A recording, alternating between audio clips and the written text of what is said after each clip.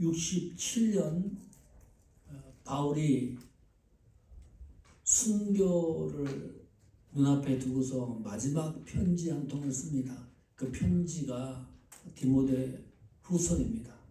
그때 바울의 심정이 어땠을까? 바울이 정상적으로 삶을 영위하다가 죽음을 눈앞에 둔 것이 아닙니다. 범죄를 저질러서 사형 선고를 받고 죽음을 기다리는 것도 아닙니다. 병이 나서 병약해서 죽음을 기다리는 것도 아닙니다. 복음을 전하다가 참수형을 기다리고 있는 상황입니다.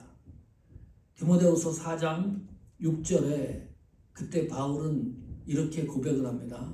전제와 같이 내가 벌써 부어지고 나의 떠날 시각이 가까웠도다. 죽음을 눈앞에 둔 바울의 고백입니다. 현대인의 성경은 디모데후서 4장 6절을 이렇게 번역을 합니다. 이미 하나님께 제물로 드려진 나에게 떠날 때가 가까웠습니다. 무슨 말입니까? 바울은 하나님 앞에 이미 제물로 드려진 삶을 살고 있었는데 드디어 온전한 제물로 하나님 앞에 드려지는 순간이 내 눈앞에 다가오고 있다. 로마서 12장 1절에 보시면 로마 성도들에게 바울이 이렇게 성경을 기록을 합니다. 그러므로 형제들아 내가 하나님의 모든 자비하심으로 너희를 권하노니 너희 몸을 하나님이 기뻐하시는 거룩한 산 제물로 드리라. 이는 너희가 드릴 영적 예배니라. 하나님을 기뻐해 하시는 삶, 하나님을 기쁘게 하는 삶을 이미 바울은 산 제물로 그것이 예배와 연결되어 있습니다. 하나님을 기뻐하시는 삶을 내가 살아왔는데 드디어 내가 하나님을 기쁘게 하는 삶을 완성하는 시간이 눈앞에 다가왔다. 다른 말로 하면 이겁니다. 하나님 앞에 내가 드려졌는데 죽음을 눈앞에 두고 지금까지 곁길로 가지 아니하고 모든 사역을 완성할 수 있도록 하나님이 내 곁에서 동행해 준 것을 감사한다. 그 고백이 들어있는 거죠. 이 바울의 고백을 들으면서 어떤 공감을 합니까? 바울의 감정과 우리 감정을 일치를 시키면 너무 담대하다. 바울이 죽음 자체를 너무나 자랑스럽게 여기고 있다. 신앙과 믿음이 이렇게 웅장할 수가 있을까? 어떻게 생각하면 비참하게 죽는 겁니다. 그냥 정상적으로 생을 마감하는 게 아닙니다. 목이 잘려서 죽는 순간에 어떻게 이렇게 담대할 수 있을까? 두려움이 없을 수 있을까? 초조한 기색이 보이지 않습니다. 너무나 이 죽음에 대해서 감사하고 감격하고 있는 장면을 목격합니다. 그렇다면 디모데 후서에 바울이 쓴 내용을 추측할 수가 있습니다. 얼마나 이 내용이 깊숙한 내용이고 무게가 있고 이 복음이 죽음 직전에 기록을 했기 때문에 세세히 저희들이 살펴봐야 될 필요성이 있고 이 세상을 어떻게 살아가야 되는지에 대해서 지표가 될 수 있는 말씀이기 때문에 온 신경을 써가지고 디모데 후서 4장은 처음부터 끝까지 잘 읽어봐야 됩니다. 어떻게 이 세상을 살아가야 될지 신앙인들의 자세에 대해서 세세히 기록해 놓고 있기 때문입니다. 4장 1절 다시 와보십시오. 하나님 아까 살아있는 자와 죽은 자를 심판하실 그리스도 예수 앞에서 그가 나타나실 것과 그의 나라를 두고 엄히 명하노니. 여기 엄히 명한다. 영어 성경 NIV 킹 제임스 영어 성경은 이렇게 표현을 합니다. I give you discharge. 직역을 하면 그 문장 그대로 이해를 해보면 charge라는 게 무슨 뜻인가요? 요금입니다. 부과, 결제하는 겁니다. 이 charge라고 하는 단어가 법률 용어로 사용되면 기소, 고발이라는 뜻입니다. 다른 말로 하면 반드시 값을 지불해야 된다. 이 값을 지불하는데 해도 되고 안 해도 되고 그 선택권이 나에게 있는 것이 아니라 반드시 해야 되는 거예요. 월마시나 타겟가 갖고 물건을 사서 그냥 집어서 지불하지 않고 오면 범죄자가 되죠. 체포되기도 합니다. 물건을 샀으면 반드시 값을 지불해야 된다. 지금 어미 명한혼이라고 하는 이 문장이 그런 내용입니다. 그래서 명령구입니다. 헬라어 성경에는 어미 명한혼이가 디모데서 4장 1절에 첫 번째 문장으로 등장을 합니다. 어미 명한다. 이 무게중심이 있다. 바울이 메시지를 증거하려고 하는 내용이 그냥 옛사람이 들을 수 없는 내용들이다. 그런 추측을 할 수가 있습니다. 명령형으로 이 복음에 대해서 이야기하고 있기 때문입니다. 이거 바울이 누구한테 편지를 쓰는 건가요? 디모데에게 쓰는 편지입니다. 그 참 이상해요. 나 같으면 복음을 전하다가 순교 직전에 있다 그러면 편지를 누구한테 쓸까요? 많은 사람들에게 쓰겠지. 모든 교회에게 쓰겠지요. 적어도 로마 교회 성도들에게 쓰든지 아니면 바울이 개척한 모든 교회에게, 모든 성도들에게 써야 되는데 이 편지를 누구한테 쓰냐? 디모데 개인에게 쓰는 거예요. 너무 이상하다. 좀 동떨어진 것 같다. 개인에게 이 편지를 쓰고 있다. 이게 무슨 말입니까? 디모데 후서 4장을 읽는 독자는 어떤 심경으로 읽어야 되냐 하면 바울이 나에게 직접 편지를 쓰고 있다고 하는 사실을 인지하고 읽어야 돼요. 많은 사람들에게 편지를 써서 보낸 게 아니고 죽음 직전에 백승철 목사에게 사도 바울이 직접 편지를 쓰는 그 내용의 심정으로 읽어봐야 디모데 후서가 감동이 되고 은혜가 있습니다. 이거를 놓치면 디모데 후서의 말씀이 거리감이 있습니다. 여기 보면 하나님 앞과 그리고 그리스도 예수 앞에서 어미 명하노니 무슨 말입니까? 바울이 디모데 후서의 내용은 바울 자신의 이야기가 아니다. 바울이 겪었던 생애를 이야기하는 것도 아니다. 바울이 전하고자 하는 이 말씀은 하나님 앞과 예수 그리스도 앞에서 어미 명하는 말씀이기 때문에 개인적인 서신이 아니고 공신력 있는 복음이라는 얘기입니다. 이 사실이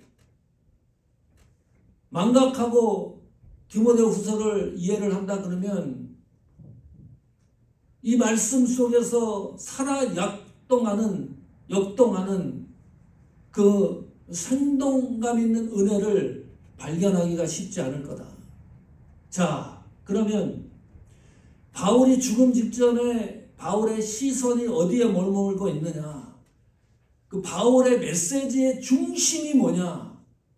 4장 1절에 그대로 고스란히 담겨 있습니다. 첫 번째, 하나님 앞과 죽은 자를 심판하실 심판의 메시지입니다. 산자와 죽은 자를 심판할 것이다. 앞으로 이것도 이상하죠. 산자를 심판한다 그러면 가능성이 있는데 죽은 자까지 심판할 것이다. 죽는다고 다 끝나는 게 아니다. 수천 년 전에 죽었던, 어제 죽었던 관계가 없습니다. 살아있는 자와 죽은 자를 반드시 심판할 것이다. 두 번째 메시지 특징은 그리스도가 나타나실 것이다. 예수 그리스도가 반드시 재림할 것이다. 세 번째 메시지의 핵심은 그의 나라를 두고 하나님 나라가 완성될 것이다. 우리 신앙의 시선이 거기에 머물러야 된다. 우리 신앙의 목적이 거기에 머물러야 된다. 바울은 순교 직전에 이 복음의 메시지의 시선이 고정되고 있습니다. 시점이 이 세 가지 메시지의 시점이 어느 시점입니까? 현재입니까? 과거입니까? 미래입니까? 미래형입니까? 영어 성경에 보면 will 씁니다. 미래형입니다. 다시 말하면 종말론적인 사관입니다. 이것이 기독교 사관입니다. 기독교 사관은 처음과 끝이 확연한 사관입니다. 이것이 반복되는 역사가 아닙니다. 시작이 출발이 돼서 우리는 마지막을 향해 걸어가는 믿음의 동력자들입니다. 신앙인입니다.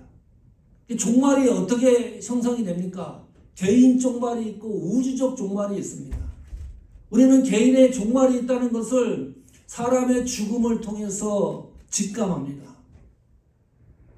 그리고 예수 그리스도가 다시 오는 날 이 우주적 종말도 분명히 있을 것이다. 그러면 이 종말론적인 시점이 어디서부터 생각을 해야 되느냐?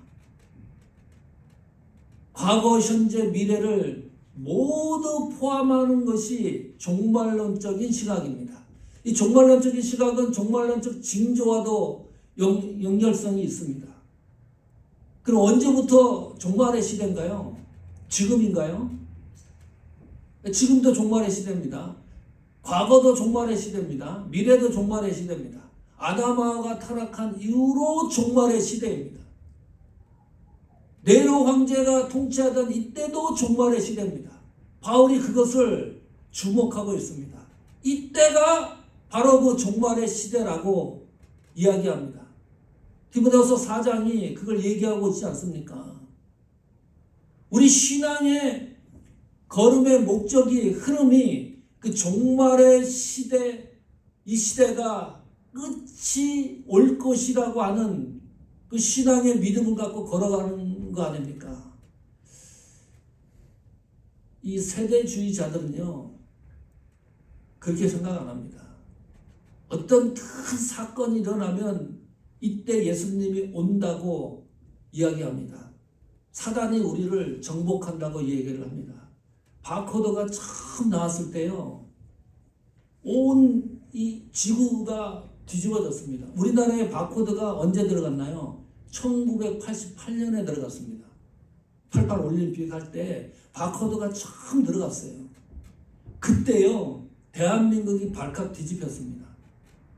1988년 1900년대 초부터 시작을 해가지고 이 사탄의 표라고, 이것이 666이라고, 이거 찍고 뭐하면 다 공개가 된다고.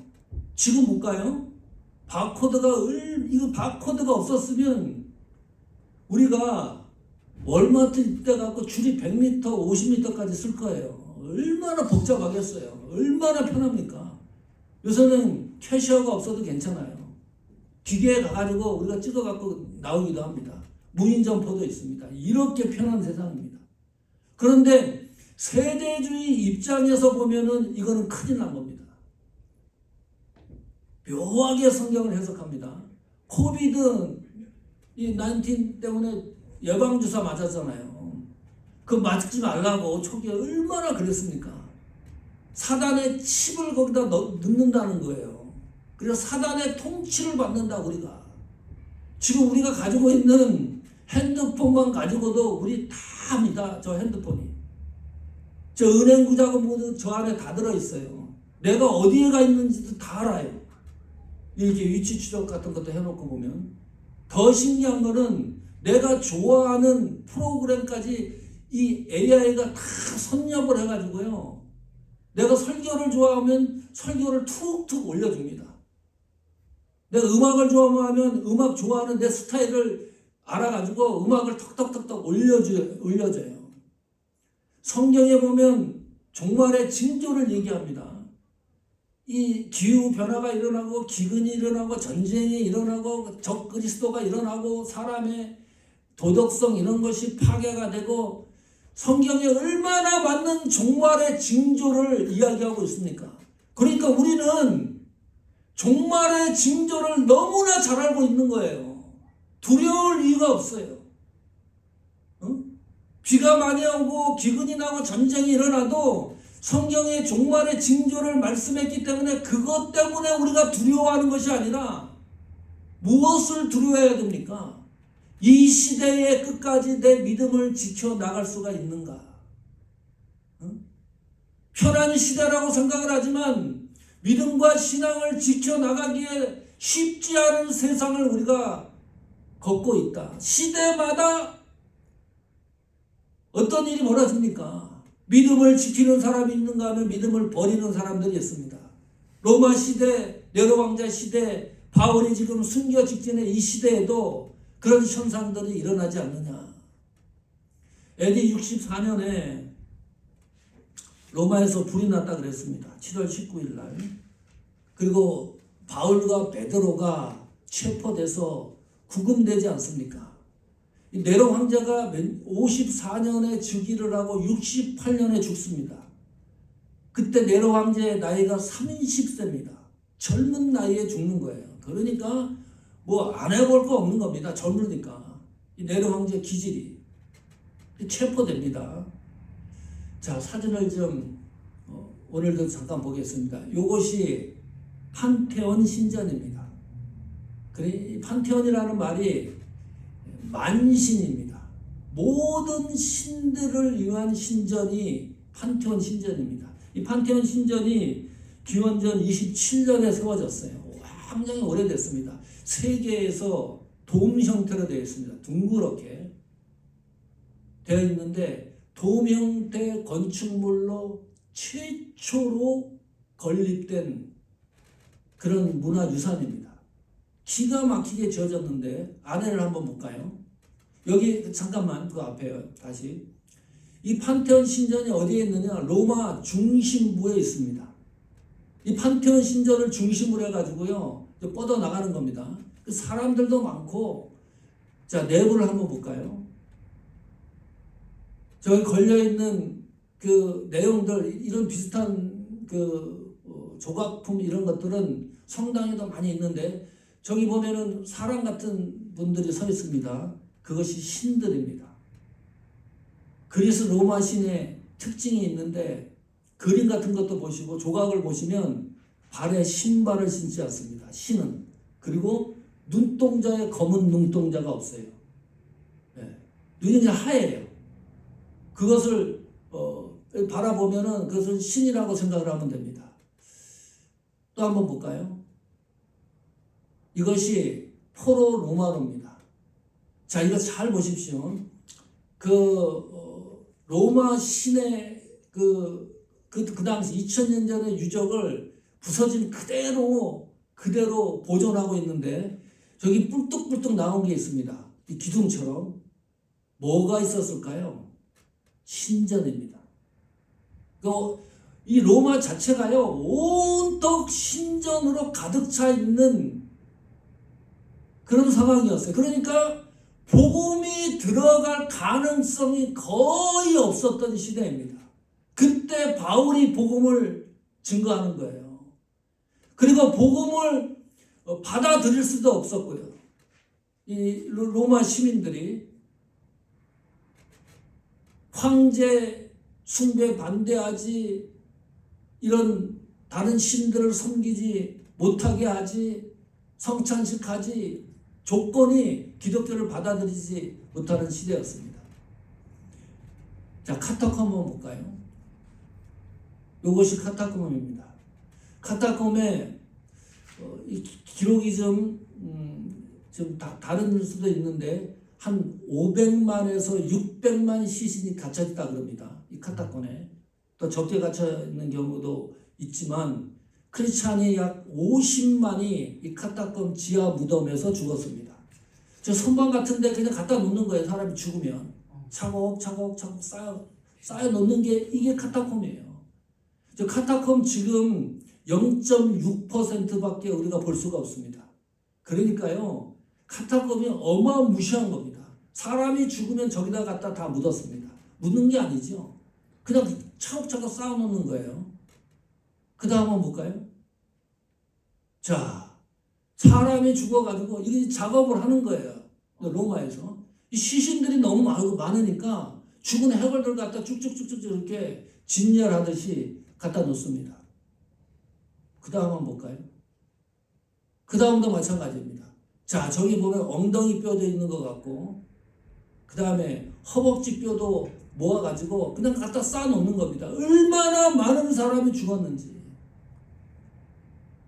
네로 황제 이후로 기독교가 얼마나 핍박을 받는지 상상을 초월할 정도입니다.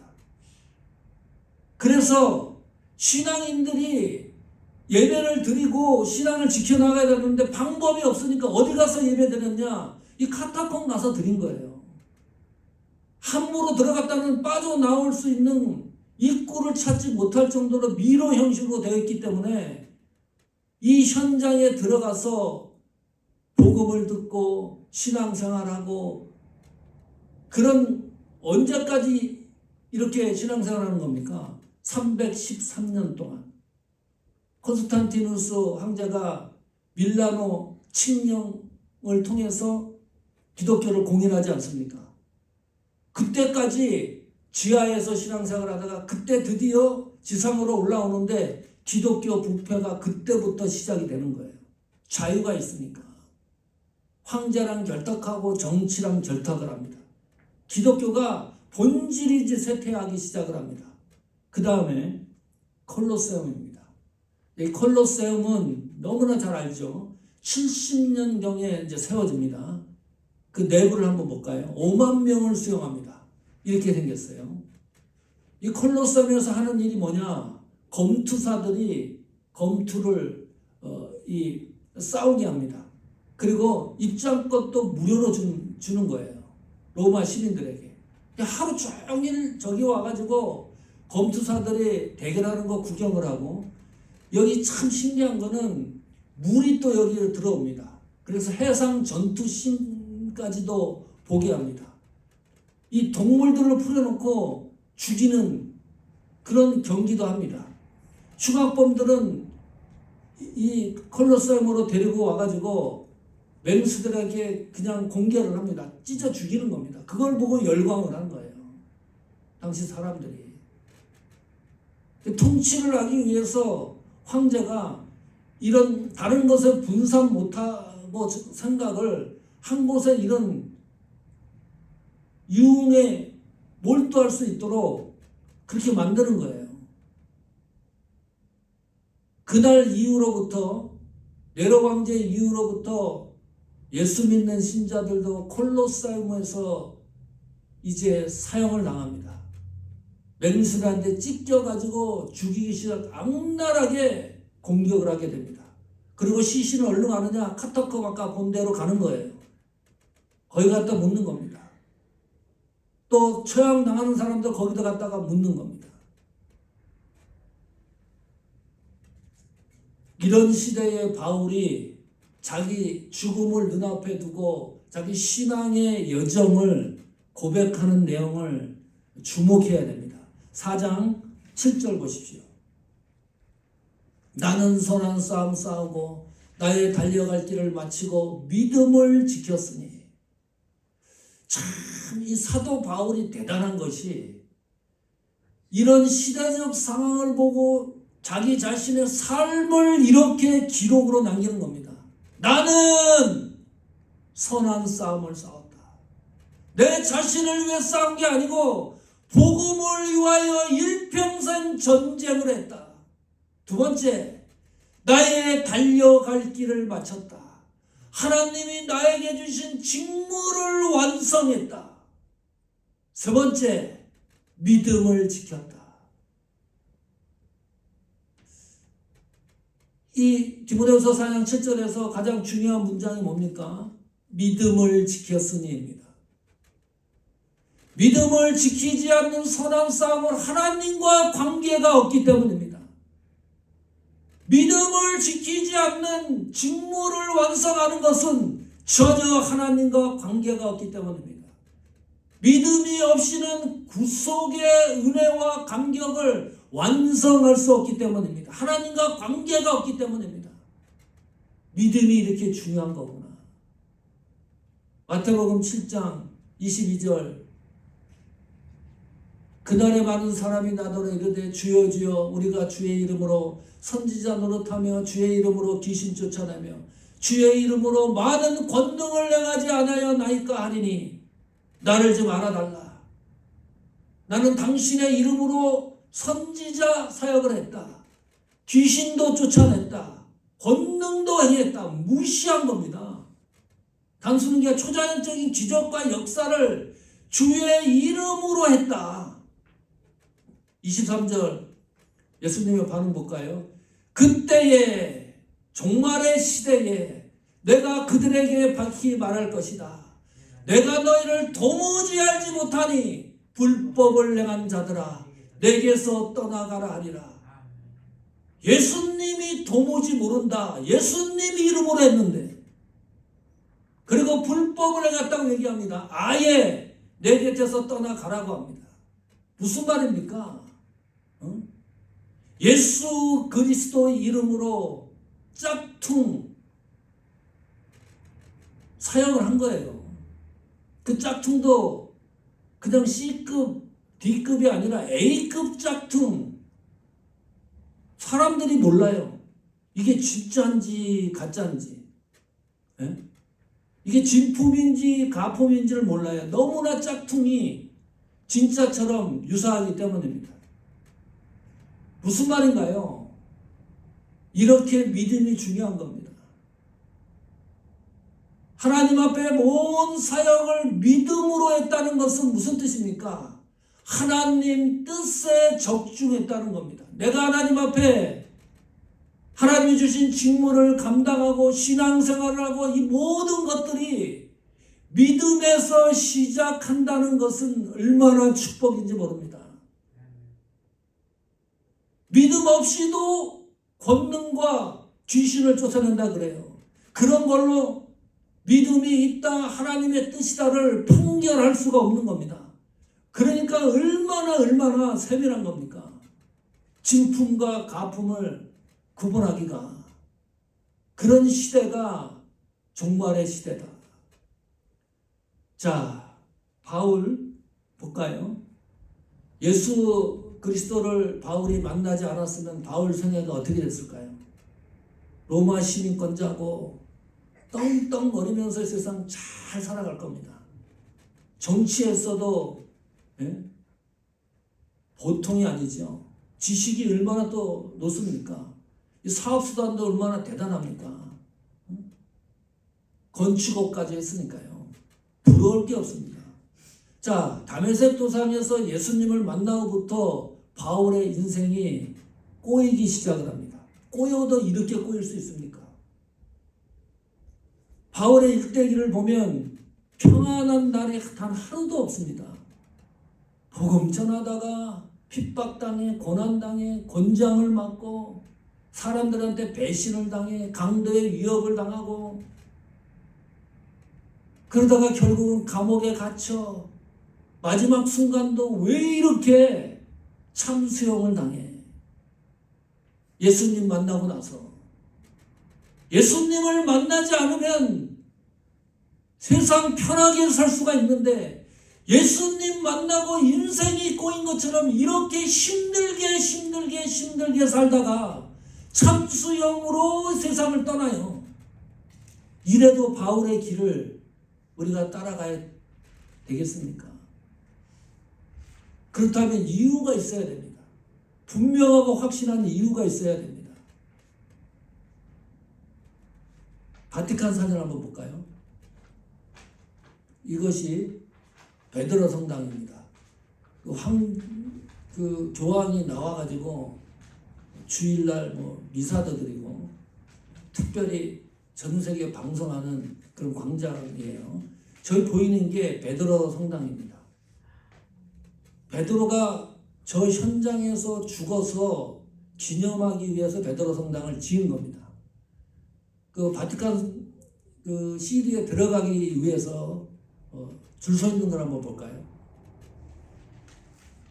자, 이 안에 들어가면 아까 같은 베드로 성당이 있는 겁니다. 지금 줄 서 있는 거 있잖아요. 여기가 패스트 트랙에 줄 서 있는 사람들입니다. 이 사람들은 빨리 들어갑니다. 입장료를 2배를 줬기 때문에 우리도 이 줄에 섰었어요. 저쪽 편에 쓴 사람들은 2시간, 3시간 기다려서 들어가요. 내 이거 보고요. 베드로가 하늘나라에서 이 광경을 보고 통곡했을 거다. 상상을 해보세요. 베드로는 복음을 전하다가 십자가에 거꾸로 못 박혀 이 네로 시대에 죽은 거 아닙니까? 바울은 참수형으로 죽고 그 베드로를 캐톨릭이 얼마나 위대하게 써먹습니까? 저 돈이 얼마예요? 가만히 있어도 세계 사람들 다 몰려옵니다. 이 캐톨릭이 부자 정도가 바티칸 시리 아닙니까? 작은 나라. 그 베드로 성당에 들어가봐도 휘황찬란하지 않습니까? 얼마나 많은 돈을 법니까? 누구를 이용해서? 베드로를 이용해서. 그러니 베드로 이 할아버지가 하늘나라에서 이 광경을 보면 잠이 오겠어요. 신앙의 길이 쉽지 않습니다. 우리는 바울의 길, 베드로의 길을 걸어가는 신앙인들입니다. 고난과 어려움이 있더라도 그 길을 가야 되는 결정적인 이유가 있습니다. 디모데후서 4장 8절 같이 읽어보겠습니다. 이제 후로는 나를 위하여 의의 면류관이 예비되었으므로 주 곧 의로우신 재판장이 그날에 내게 주실 것이며 내게만 아니라 주의 나타나심을 사모하는 모든 자에게 이 가슴이 뜨거워져요. 이제 후로는 그 전까지 복음을 전하다가 고난당하고 핍박당하고 어려움이 있는 그 후로는 그 일 때문에 하나님 앞에 복음 때문에 내가 죽은 이후로는 의의 면류관이 예비되어 있을 것이다. 세상 사람들이 바울을 평가했을 때 어찌하든지 관계가 없는 거예요. 예수 믿어봐야 별 볼 일 없다. 고난당하고 핍박당하고 어려움이 있고 결국은 목에 매여 죽지 않느냐. 그런데 그 모든 바울의 사역과 삶을 하나님은 어떻게 평가하느냐? 의로 평가를 하는 겁니다. 하나님이 내 삶을 평가하는 겁니다. 의로운 삶이라고 평가를 하는 겁니다. 이 로마 갔다 와서 조금 이제 병에 걸렸었는데 그 병이 향수병입니다. 짤막하게 갔다 왔는데 내가 은퇴를 하면 로마 가서 가이드를 할까? 그 복음도 전하면서 그 젤리또도 맛있고요. 종하고 저하고 1일 1 젤리또 했습니다. 그리고 그 커피도 그 조그만 컵에다 주는 거 있네. 그 뭐지? 엑스프레소. 거기다 쓰면은 설탕 타가지고 먹으면 그렇게 맛있더라고요. 제가 미국 와서 로마 커피랑 비슷한 게 뭘까 이렇게 맛을 좀 생각해 봤는데요. 잭인더 박스 커피가 비슷한 것 같아요. 아닌가? 저는 느낌이 그래요. 잭인더 박스 커피가 좀 맛있는 것 같다. 로마 참 아름답죠. 베니스도 그렇고 남부도 그렇고 참 아름다운 도시고 시리다. 그래봐야 우리 인생 살아야 100년 살까요? 뭐 잘 산다 150년 산다고 칩시다. 예. 그리고 그 로마를 다녀와서 향수에 걸릴 정도로 아름답다고 생각을 하는데 하나님 나라는 도대체 어떤 나라일까? 상상을 해본 일 있습니까? 예. 이거요. 상상할 수가 없는. 그래서 계시록에 보면 하나님 나라를 사진 찍어갖고 보여주면 좋은데 우리한테 그 당시에 카메라가 없었잖아요. 그러니까 사도 요한이 이 계시록 하나님 나라를 설명을 해야 되는데 인간이 사용하는 언어로 표현할 길이 없는 겁니다. 온갖 것을 다 갖다 붙여요. 뭐뭐 같더라, 뭐뭐 같더라, 금 같더라, 뭐 같더라, 뭐 같더라, 뭐 같더라, 보석 같더라. 같더라로 다 끝납니다. 하나님 나라를 설명할 길이 없다. 그럼 하나님 나라 가면 도대체 이 나라가 어느 정도일까? 이게 가슴이 뛰어요. 이제후로는 이 복음을 생각을 하면, 예? 로마 갔다 와서도 이렇게 좋은데 이제후로는 하나님 나라가 얼마나 좋을까? 바울은 적어도 하나님 나라에 대한 확신이 있었습니다. 나의 삶을 하나님이 평가할 것이다. 의롭게 평가할 것이다. 그래서 성도의 삶은 내 삶이 아닙니다.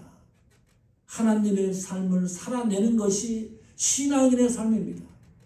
그래서 이 세상에서 엉터리로 살 수가 없어요. 대충 살 수가 없다. 우리가 믿음을 가지고 있다고 한다 그러면 오늘 이 시간에 다시 한번 죽음 직전에 있었던 바울의 시선을 그 시선에 우리의 시선이 포개지는 은혜가 있기를 축원합니다. 심판이 있을 것이다. 예수님 다시 오실 것이다. 하나님 나라가 완성될 것이다. 우리는 그 복음을 믿고 전진하는 신앙인들입니다. 오늘 말씀이 우리 삶 속에 큰 위로와 힘과 은혜가 되기를 축원합니다.